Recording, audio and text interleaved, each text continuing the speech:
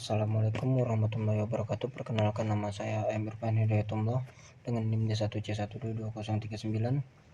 Di sini saya akan menjelaskan tentang tugas sawit. Pertama itu jelaskan teknik panen dan pasca panen buah sawit yang benar. Teknik pasca panen dan teknik panen dan pasca panen buah sawit yang benar yakni untuk pertama ini yakni memotong buah, manajemen waktu dan pemotongan. Kriteria pemotongan pas panen. Standar umumnya adalah adanya 2 berandalan per kilogram dengan bobot jenjang yang jatuh itu sebanyak secara alami di piringan. Dan teknik pemotongan tidak boleh terlalu pendek tangkainya, minimal kurang lebih dari 2 cm untuk mengurangi penyerapan minyak dari tangkai dan mempermudah pengangkutan. Selanjutnya itu pelepah. Tidak boleh memotong pelepah secara berlebihan karena mungkin bisa digunakan prinsip Sango 2. Selanjutnya itu pasca panen. Buah harus sampai di pabrik kurang dari 24 jam dan menghindari luka agar ALB-nya tidak naik.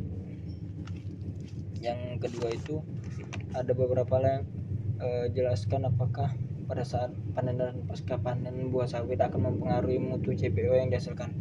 Mutu CPO yang dihasilkan itu yang diperhatikan pertama itu kadar ALB-nya atau kadar asam lemak bypassnya. Buah yang terlalu banyak luka atau terlalu matang itu juga akan mempengaruhi ALB pada sawit. Tingkat FFA yang tinggi akan menurunkan kualitas CPO. Selanjutnya itu kadar air. Tempat penyimpanan yang terlalu lembab akan meningkatkan kadar air pada sawit tersebut, dan juga memicu hidrolisis.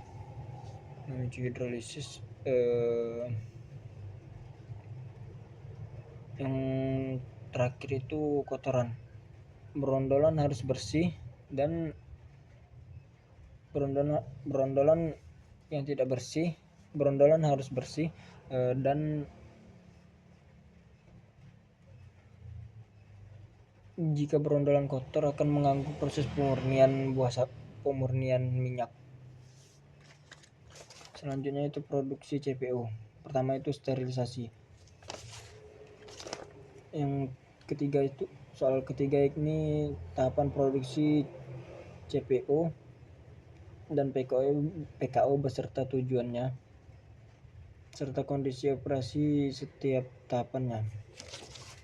Yang pertama itu produksi CPO. Produksi CPO yang pertama itu sterilisasi. Sterilisasi bertujuan untuk mematikan enzim lipase dan melunakkan buah. Dan selanjutnya itu perontokan. Perontokan bertujuan untuk memisahkan buah dari tandan. Metode yang digunakan itu drum berputar.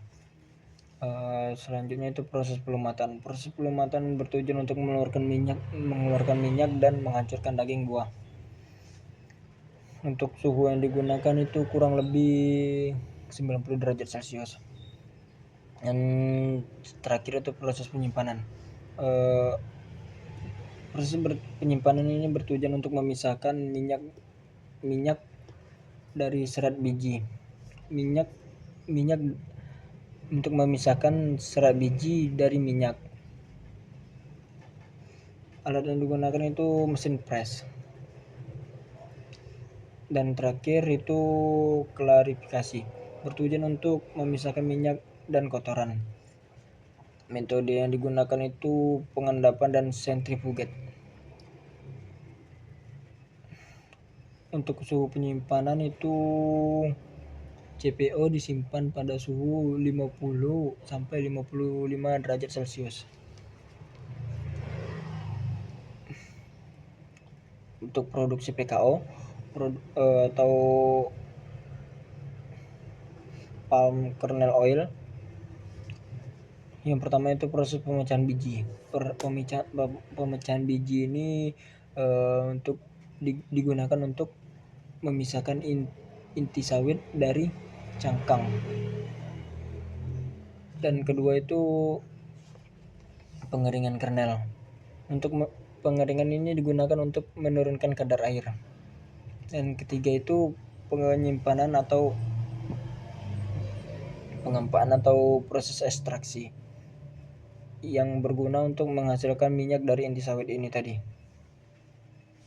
Dan soal nomor 4 itu standar mutu CPO, jelaskan standar mutu CPO menurut standar nasional Indonesia. Standar CPO menurut dari tahun 2009 menurut SNI tahun 2006, yakni parameter yang yakni kadar air itu kurang dari 5% dan ALB kurang dari 5% dan kadar air itu 0,5%. Untuk kadar kotoran itu 0,5%.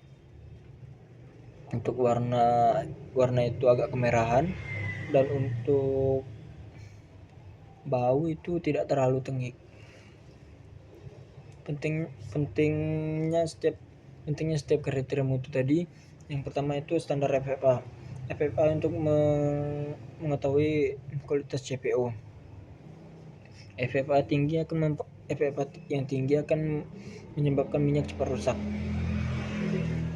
Selanjutnya itu kadar air.